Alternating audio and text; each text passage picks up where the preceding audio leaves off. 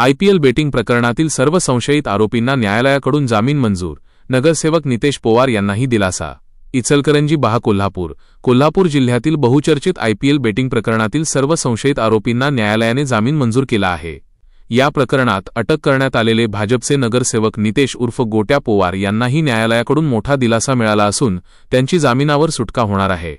IPL betting प्रकरणी तपास करत असताना पोलिसांनी विविध ठिकाणी कारवाई करून काही संशयितांना ताब्यात घेतले होते.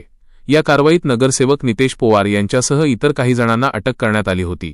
या कारवाईमुळे संपूर्ण कोल्हापूर जिल्ह्यात राजकीय आणि सामाजिक वर्तुळात उलटसुलट चर्चांना उधाण आले होते.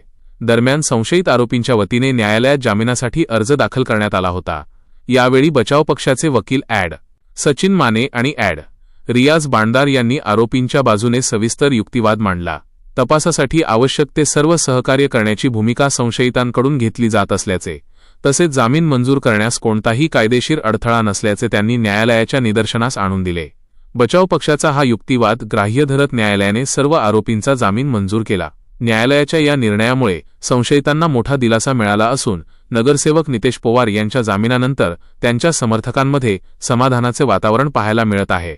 जामीन मंजूर झाला असला तरी या प्रकरणाचा पुढील तपास पोलिसांकडून सुरूच राहणार असल्याचे सांगण्यात आले आहे.